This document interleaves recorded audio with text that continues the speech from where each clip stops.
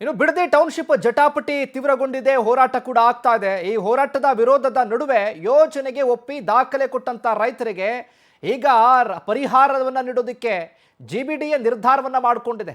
ಭೂಮಿಯನ್ನ ಕೊಟ್ಟಿರುವಂತ ರೈತರಿಗೆ ಪರಿಹಾರ ನೀಡೋದಕ್ಕೆ ಮುಂದಾಗಿದ್ದಾರೆ. ಸಾಂಕೇತಿಕವಾಗಿ ಪರಿಹಾರದ ಚೆಕ್ ಅನ್ನ ಕೊಟ್ಟಿದ್ದಾರೆ. ಮಾಗಡಿ ಶಾಸಕರಾಗಿರುವಂಥ ಬಾಲಕೃಷ್ಣ ಅವರು ಯಾರ್ಯಾರು ಒಪ್ಕೊಂಡಿದ್ದಾರೋ ಆ ಭಾಗದ ರೈತರು ಅವ್ರಿಗೆ ಚೆಕ್ ಅನ್ನ ವಿತರಣೆ ಮಾಡಿರುವಂಥದ್ದು. ಇನ್ನು ಒಪ್ಕೊಳ್ದೇ ಇರುವಂಥ ರೈತರು ಹೋರಾಟವನ್ನು ಮಾಡ್ತಿದ್ದಾರೆ. ಈಗ ಆ ಜಟಾಪಟಿ ಕೂಡ ಜೋರಾಗಿ ನಡೀತಾ ಇರುವಂಥದ್ದು. ಇಂಥ ಸಂದರ್ಭದಲ್ಲೇ ಚೆಕ್ ವಿತರಣೆ ಮಾಡಿದ್ದಾರೆ ಮಾಗಡಿಯ ಶಾಸಕರಾಗಿರುವಂಥ ಬಾಲಕೃಷ್ಣ. ಈ ಕುರಿತು ಬಾಲಕೃಷ್ಣ ಜೊತೆ ನಮ್ಮ ಪ್ರತಿನಿಧಿ ಪ್ರವೀಣ್ ನಡೆಸಿರುವಂಥ ಮಾತುಕತೆ ಒಮ್ಮೆ ನೋಡ್ಕೊಂಬನ್ನಿ. ಬಾಲಕೃಷ್ಣ ಅವರು ಜಿಬಿಡಿಯ ಕಚೇರಿಯಲ್ಲಿ ರೈತರಿಗೆ ಪರಿಹಾರದ ಹಣ ನೀಡ್ತಾ ಇದ್ದಾರೆ. ಸದ್ಯ ನಮ್ಮ ಜೊತೆ ಇದ್ದಾರೆ, ಅವ್ರನ್ನೇ ಮಾತಾಡ್ಸೋಣ. ಸರ್, ಸಾಕಷ್ಟು ವಿರೋಧ ವಿವಾದ ಜಟಾಪಟಿ ಇತ್ತು, ಅದ್ರ ನಡುವೆ ಕೂಡ ಇವತ್ತು ಮೊದಲನೇ ಹಂತದಲ್ಲಿ ಪರಿಹಾರ ಕೊಡ್ತಾ ಇದ್ರಿ. ಯಾವ ರೀತಿ ಪರಿಹಾರ ಕೊಟ್ರಿ ಅಂತೇಳಿ? ಈಗ ಹೋರಾಟ ಮಾಡ್ತಾ ಇದ್ದಂಥವ್ರು ಇವ್ರ ಹತ್ರ ದುಡ್ಡಿಲ್ಲ ಅಂತಕ್ಕಂಥ ಅಪಪ್ರಚಾರ ಮಾಡ್ತಿದ್ರು. ಮರ ಮಾಲ್ಕಿಗೆ ದುಡ್ಡು ಕೊಡಲ್ಲ ಅಂತ ಅಪಪ್ರಚಾರ ಮಾಡ್ತಿದ್ರು. ಅದಕ್ಕೆ ಈಗ ನಾವು ಸಾಂಕೇತಿಕವಾಗಿ ಸುಮಾರು ನಾವೇನು ಮೊನ್ನೆ ನೋಟಿಫಿಕೇಶನ್ ಮಾಡೋದಲ್ಲ, ಫೈನಲ್ ನೋಟಿಫಿಕೇಶನ್ 90% ಜನಕ್ಕೆ ಇವತ್ತು ನಾವು ಪರಿಹಾರ ವಿತರಣೆ ಮಾಡ್ತಾ ಇದ್ದೀವಿ. ಇವತ್ತು ಬೇರೆ ಬೇರೆ ರೀತಿಯ ಪರಿಹಾರ ಹಣ ಕೂಡ ಈ ಸಲ ಕೊಡ್ತಾರೆ ಸರ್. ಇಡಗಂಟು ರೀತಿ ಅದೆಲ್ಲ ಯಾವ ರೀತಿ, ಮರ ಮಾಳಿಗೆಗಳು ಯಾವ್ಯಾವ ರೀತಿ ಪರಿಹಾರ ಅಂತೇಳಿ? ಮರ ಮಾಲ್ಕಿಗೆ ನಾನು ನಿನಗಾಗಲೇ ಅನೌನ್ಸ್ ಮಾಡೋದಲ್ಲ, ನಿಮ್ಮ ಮುಂದೆ ಎಲ್ಲ ರೆಕಾರ್ಡ್ ಆಗಿರಬೇಕು. ಇಡುಗಂಟೆ ಏನು ಅಂತಂದರೆ, ಈಗ ಅವ್ರಿಗೆ ಜಮೀನು ಕಳ್ಕೊಳ್ತಾ ಇರ್ತಕ್ಕಂಥವ್ರಿಗೆ ಬಡವ್ರಿಗೆ ಅನುಕೂಲ ಆಗಲಿ ಅಂತೇಳಿ ಒಂದು ಕುಟುಂಬಕ್ಕೆ ಒಂದು ಕುಂಟೆ ಇದ್ರೂ ಕೊಡ್ತೀವಿ. ಅವ್ರಿಗೆ ಎಷ್ಟೇ ಜಮೀನು ಇದ್ರೂ ಕೂಡ ಇಡುಗಂಟೆ 5 ಲಕ್ಷ ಕೊಡ್ತೀವಿ ನಾವು.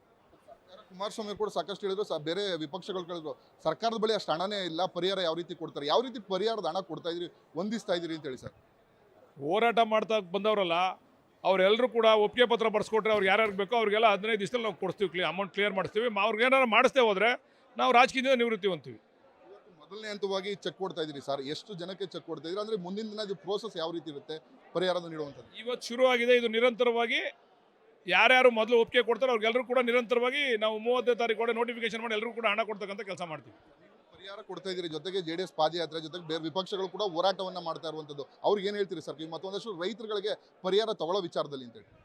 ನೋಡ್ರಿ, ಇದು ಪ್ರಾರಂಭ ಆಗಿದ್ದು JDSನವ್ರ ಕಾಲದಲ್ಲೇ, ಕುಮಾರಸ್ವಾಮಿ ಅವರು ಮುಖ್ಯಮಂತ್ರಿ ಆದಾಗಲೇ ರೆಡ್ ಝೋನ್ ಮಾಡಿ ಪಾಪ ಎಲ್ಲರೂ ಕೂಡ ಪಾಪದ ಕೂಪಕ್ಕೆ ತಳ್ದಂಥವ್ರು ಕುಮಾರಸ್ವಾಮಿ ಅವರು. ಅವ್ರು ಮಾಡಿದಂಥ ಅನಾಹುತ ಇವತ್ತು ಬಹುಶಃ ನಾವು SR ರೇಟು ಇವತ್ತೇನಾರ ಕಡಿಮೆ ಬೆಲೆ ಐತೆ ಈ ಭಾಗದಲ್ಲಿ ಅಂತಂದರೆ ಅವ್ರು ರೆಡ್ ಝೋನ್ ಮಾಡಿದ್ದಕ್ಕೆ. ಇಲ್ಲದೆ ಹೋಗಿದ್ರೆ ಇದ್ರ ರೇಟ್ ಬದಲಾವಣೆ ಜಾಸ್ತಿ ಆಗ್ತಿತ್ತು. ಆದರೆ ನಾವು ಪರಿಹಾರ ಕೊಡಬೇಕು ಅಂತಂದರೆ ನಾವು ಕಾನೂನಾತ್ಮಕವಾಗಿ ಕೊಡಬೇಕು. ಅದರಲ್ಲೂ ಕೂಡ ಎಷ್ಟೆಷ್ಟು ಸಾಧ್ಯ ಅನುಕೂಲ ಮಾಡಲಿಕ್ಕೆ ಎಲ್ಲವನ್ನು ಹುಡುಕಿ ಅನುಕೂಲ ಮಾಡಿಕೊಟ್ಟಿದ್ದೀವಿ. ಅದಕ್ಕೆ JDSನವ್ರಿಗಾಗಲಿ BJPಯವರು ಅವ್ರು ಯಡಿಯೂರಪ್ಪನವ್ರು ಮುಖ್ಯಮಂತ್ರಿ ಆದಾಗ ನಾವೆಲ್ಲ ಹೋಗಿದ್ದು, ಅವರು ಕೂಡ ಅವತ್ತು ಬಿಡಲಿಲ್ಲ. ಅದಕ್ಕೆ ಅವರಿಬ್ಬರಿಗೂ ನೈತಿಕತೆ ಇಲ್ಲ. ಅವ್ರು ಬಿಟ್ಟು ಬೇರೆ ರೈತ ಸಂಘ ಅವ್ರಿಗೆ ಮಾಡಲಿ, ನಾವು ಅದಕ್ಕೆ ತಕರಾರಿಲ್ಲ. ಆದರೆ ಇವರಿಬ್ಬರಿಗೆ ಇದು ರಾಜಕೀಯವಾಗಿ ಮಾಡಿರ್ತಕ್ಕಂಥ ಪಿತೂರಿ ಇದು. ಇವ್ರಿಗೆ ಹೋರಾಟ ಮಾಡಲಿಕ್ಕೆ ಇವ್ರಿಗೆ ನೈತಿಕತೆನೇ ಇಲ್ಲ. ನಾವು ಹೋದಾಗ ಅವರೇ ಮಾಡ್ಬೋದಾಗಿತ್ತಲ್ಲ, ಅವಾಗ ಅದನ್ನು ಮಾಡಲಿಲ್ಲ. ಈಗ ಸುಮ್ಮನೆ ನಮಗೆ ಕೆಟ್ಟ ಹೆಸರು ಬರಲಿ ನಮ್ಮ ಸರ್ಕಾರಕ್ಕೆ ಅಂತ ಹೋರಾಟ ಮಾಡ್ತಾವ್ರೆ. ಮಾಡ್ಕೊಳ್ಳಿ, ರೈತ ಸಂಘನೋ ಅಥವಾ ಬೇರೆ ಸಂಘ ಸಂಸ್ಥೆಗಳು ಹೋರಾಟ ಮಾಡಿದ್ರೆ ಅದು ಗೌರವ ಐತೆ, ಅರ್ಥ ಐತೆ. ಇವ್ರಿಗೆ ನೈತಿಕತೆ ಇಲ್ಲದೆ ಇರ್ತಕ್ಕಂಥ ಹೋರಾಟಕ್ಕೆ ಅರ್ಥ ಇಲ್ಲ. ನಾನು ರಿಕ್ವೆಸ್ಟ್ ಮಾಡ್ತಕ್ಕಂಥದ್ದು, ದಯಮಾಡಿ ಜಮೀನು ಶೇರ್ಗೆ ಹೋಗಿ. ಕುಮಾರಸ್ವಾಮಿ ಅವ್ರು 40% ಅಂತ ಹೇಳಿದರು, ನಾವು 50% ಕೊಡ್ತಾ ಇದ್ದೀವಿ. ಯಾರು ಕೂಡ ಜಮೀನನ್ನು ಕಳ್ಕೊಬೇಡಿ. ಮುಂದೆ ಭಾಳ ವಿಶೇಷವಾಗಿ ಅಭಿವೃದ್ಧಿ ಆಗ್ತಕ್ಕಂಥ ಈ ಪಟ್ಟಣದಲ್ಲಿ ನಿಮ್ಮ ಜಾಗ ಇದ್ದರೆ ನಿಮಗೆ ಇವತ್ತಿನ ಪ್ರಕಾರ ಇವತ್ತೇ ನೀವು ಡೆವಲಪ್ಡ್ ಏರಿಯಾದಲ್ಲಿ 50% ಶೇರ್ ಮಾರಿದ್ರೆ 1 ಎಕರೆಗೆ 5 ರಿಂದ 6 ಕೋಟಿ ಸಿಗ್ತದೆ, 4 ರಿಂದ 5 ಕೋಟಿ ಖಂಡಿತ ಸಿಗ್ತದೆ. ಅದರಿಂದ ದಯಮಾಡಿ ಯಾರು ದುಡ್ಡು ತೊಗೋಬೇಡಿ, ಶೇರ್ಗೆ ಹೋಗಿ ಅಂತ ಹೇಳಿ ನಾನು ಮನವಿ ಕೈ ಜೋಡಿಸಿ ನಮ್ಮ ರೈತರ ಮನವಿ ಮಾಡ್ತೀನಿ. ಆಮೇಲೆ ಜೊತೆಯಲ್ಲಿ ನಮ್ಮ ಎಲ್ಲ GBDA ಮೆಂಬರ್ಗಳು ಕೂಡ ಸಾಕಷ್ಟು ಈ ರೇಟನ್ನು ಎನ್ಹಾನ್ಸ್ ಮಾಡಲಿಕ್ಕೆ, ಮರ ಮಾಲ್ಕಿಗೆ ಅನುಕೂಲ ಮಾಡಲಿಕ್ಕೆ ಇವರೆಲ್ಲರೂ ಕೂಡ ಹೋರಾಟ ಮಾಡಿದ್ದಾರೆ. ಮುಖ್ಯಮಂತ್ರಿಗಳ ಹತ್ರ, DK ಸುರೇಶ್ ಅವ್ರ ಹತ್ರ, ನಮ್ಗಳ ಹತ್ರ ಎಲ್ಲ ನಮ್ಮ ಮೇಡಮ್ ಕಲ್ಯಾಣ್ ಕುಮಾರಿರವರು ಮತ್ತು ನರಸಿಂಹಣ್ಣ, ಪುಟ್ಟಣ್ಣ, ನಮ್ಮ ಅಧ್ಯಕ್ಷರು ನಟರಾಜ್ ಅವರು, ಆನಂದ್ ತೀರ್ಥ ಅವರು, ನಾವೆಲ್ಲ ಸಾಕಷ್ಟು. ಈಗ ನೀವು ಹೇಳಿದ್ರಿ ಯಾಕೆ ಇಷ್ಟು ಲೇಟ್ ಮಾಡಿದ್ರಿ, ಈಗ ಇವ್ರು ಹೋರಾಟ ಮಾಡಿದ್ರು ಅಂತ ಜಾಸ್ತಿ ಮಾಡಿಬಿಟ್ರ ಅಂತಲ್ಲ, ಅದಲ್ಲ.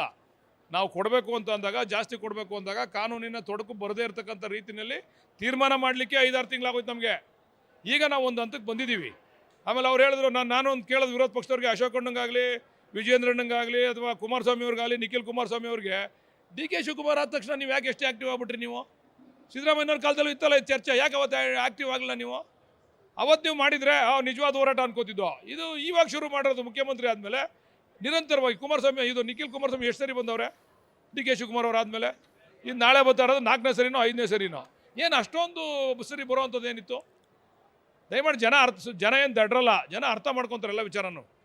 ಇದಿಷ್ಟು ಮಾಗಡಿ ಶಾಸಕ ಬಾಲಕೃಷ್ಣ ಅವರ ಮಾತು. ರಾಮನಗರದಿಂದ ಪ್ರವೀಣ್ MH, ಪವರ್ TV.